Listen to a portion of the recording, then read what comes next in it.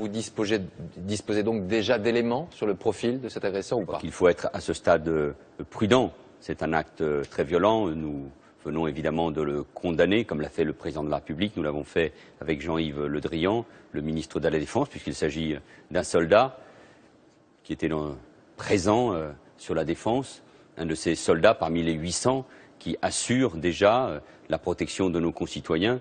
800 militaires sont mobilisés dans le cadre du plan Vigipirate renforcé, qui est déjà à un niveau très élevé. Vous envisagez de l'élever encore plus? L'élever, le prochain niveau ou l'autre niveau supérieur, c'est le plan Écarlate, c'est-à-dire un niveau qui ferait suite à un attentat très grave.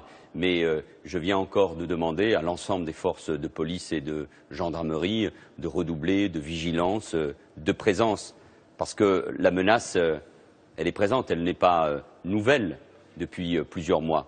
On est obligé de faire un parallèle ou pas entre, bien évidemment, les événements qui ont lieu à Londres et l'assassinat de ce militaire et cette agression aujourd'hui?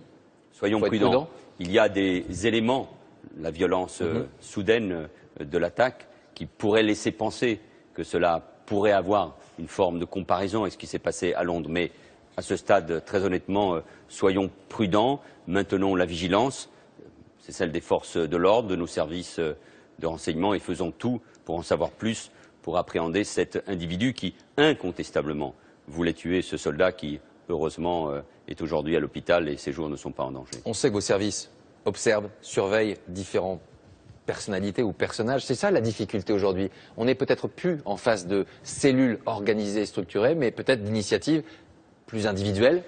C'est là aussi le danger et le risque? Soyons précis, nous faisons face à un ennemi extérieur, des groupes terroristes. Nous l'avons vu encore au Sahel, au Niger, après cet attentat contre les intérêts économiques français. Je pense au groupe Areva, mais aussi contre les soldats de Niger qui luttent avec nous contre le terrorisme.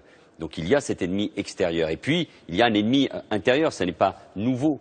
Nous l'avons vu avec Mera et ses meurtres. Il y a quel visage, cet ennemi intérieur? Ce sont des individus qui ne sont pas des loups solitaires. Je récuse cette formule. Des petits groupes, des individus qui peuvent agir isolément, mais qui sont en lien avec une idéologie, celle de la terreur, de cet islam radical qu'il ne faut pas confondre avec l'islam qui est pratiqué par les musulmans en France, des individus dangereux qui se sont radicalisés sur Internet, à travers des prêches, dans les prisons, en allant parfois aussi là où il y a la guerre.